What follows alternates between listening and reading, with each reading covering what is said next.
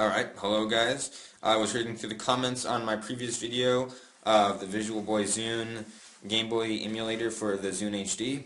So I figured I would make a follow-up video to address some of your comments. One of the comments was, hopefully it will support Nintendo DS games eventually. I'm just going to be straightforward with you and tell you that it's never going to happen. Now that that's been addressed, I'm going to show you a few new layouts I've been working on. You'll know if you used the application, you know what the layout looks like currently in my layout. I haven't edited spikes at all. That is up to him if he wants to change that. I think it's really great as of now. I was working on mine, change it up a few ways, and I believe this is the right one. This is how I made it with this is basically the concept. I recreated all the buttons. I added left and right buttons for future Game Boy Advance game support, which as of right now is not there. I added a menu button for easier switching. I think I made the A and B buttons a little bit bigger, and I actually made the D-pad skinnier but also larger, so it takes up less space but it's easier to hit.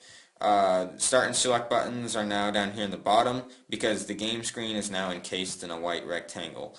There are ways of getting this into the emulator right now by editing a text file, but I haven't messed around with it enough yet to give directions on how to implement it. Anyway, I've actually do that extra space. You can now put backgrounds in this layout, and I added this one, just some stripes with the Zune colors. Now we're going to move on to the application itself. And this is the new icon created by Christoph from the Zune boards. I'm trying to get it focused so you can see it, but there always seems to be a problem getting it visible. I had to redo this video because I could not get you to see it. That's probably the best angle you're going to get, which is unfortunate because it's a very nice icon. Can't seem to get it. Anyway, we're going to start the emulator. Somebody asked for me to quit it after I played it instead of just ending the video, so I'll do that. And I'll also show you another game. This is the ROM chooser. And as you can see, I demonstrated Pokemon Crystal last time. But this time I'll actually show Super Mario Brothers, and then I'll show Pokemon Crystal again. So I'll pick Super Mario Brothers.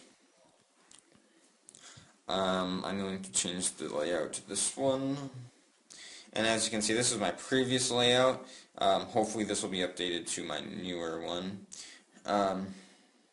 Basically, everything you can imagine works. I guess I'll start a new one. World 1-1. And there you have it, Super Mario Brothers. It's kind of laggy on the actual video, but it works fine here. There's going to be a little mushroom guy back here. I kind of didn't get him. I meant to, but I fail at Mario when I'm trying to record a video.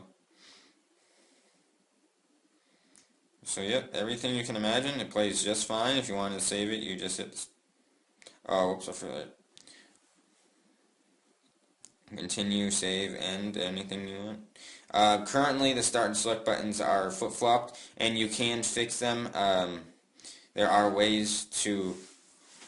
You can just edit the text file, basically find out where it says start button hit area and select button hit area, and then you just literally swap them. You just take the numbers from the start button and you put it in the select button area. But if the demand becomes large enough, I can just upload the text file and have you download it to replace it.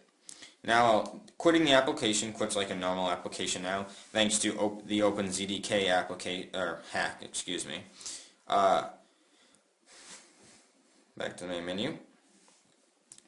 The OpenZDK hack allows you to quit an application without the Zune device resetting, which what XNA applications would do.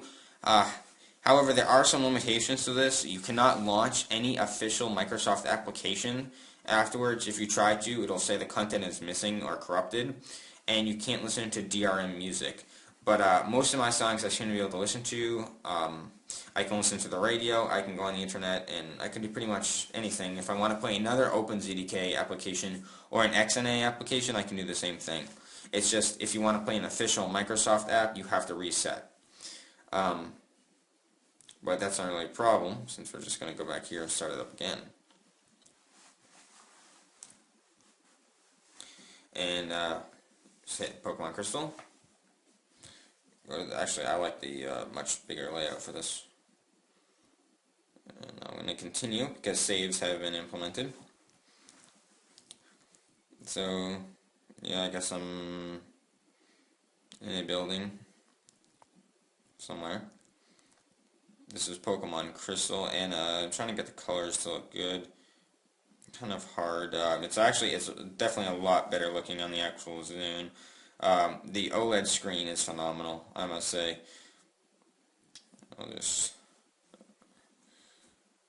So yeah, everything you can imagine, boom, it's there. Mainly as tests. And if you wanted to save it again, see, as you can tell, I fixed the start and select buttons on this layout. I hit start, and it actually brings up the start menu. You notice that didn't happen in Mario. But yeah, so if you wanted to save, you just save it. I'll quit out of that.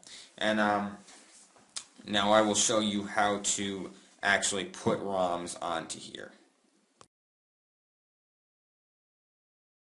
Alright guys, now I'll demonstrate to you how to put ROMs into your new Zune HD emulator, or Game Boy emulator for the Zune HD. First, what you want to do is obviously download the application. Check the link in the description, which will give you the download link, or the place to go to get to the download link. Then download it. You will get a folder. Sorry for my incredibly messy desktop.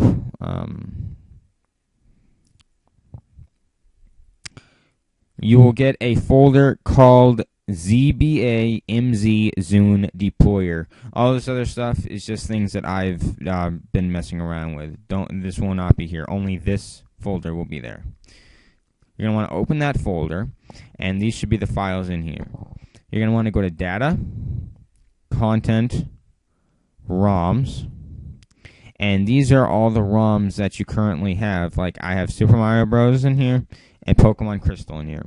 I cannot legally tell you or provide you a link, or, well, I guess I legally could, but I'm not going to provide you a link to where to download ROMs. All you have to do, though, is go to Google and type in Game Boy ROMs. That's it. I will provide no further information. Google is your friend on this, and trust me, it's very simple. Once you have a ROM downloaded, you're going to want to drag it into this folder. So, I don't know if I have any ROMs on here. I don't have any Game Boy Advance or Game Boy Color ROMs currently on here. But if I had wanted this Pokemon Emerald ROM, I would drag it in here. It would copy in, and I'd be done. However, you might notice these little pictures right here. Those, as I showed in the video, there's little icons for each game. That doesn't just happen by magic, unfortunately. You have to drag a picture file in there at this size, 160 by 160, and I'll provide you a link in the description to a fabulous website. It's a wiki for this application, and they have tons of covers that you can just download and put into this. And when you do, you have to rename the cover to the same exact name as the file. So what you would do is you would click rename. You could copy it. You could do Control-C on Windows or Apple-C on Macs, or just right-click and click copy. And then say this was Pokemon Emerald. I'd rename it, and I'd paste the name right there. That's all you have to do to get a new ROM on there. Of course, afterwards you have to back out a couple, and then you have to run this again. Deploy kit. You have to run that again. Double-click it, run. Wait for it to load. I don't know where it's at. And you'd have to deploy the application again. It will not delete your saves by redeploying. It will not delete your saves by redeploying. If you remove the application from your Zune HD, like completely remove it, your saves will be deleted. But if you're doing what I'm doing, just redeploying it, you'll be perfectly fine. As right there, excuse me, I'm talking like a hick. As of right now, there are no ways to export or import saves. Hopefully that will come in the future.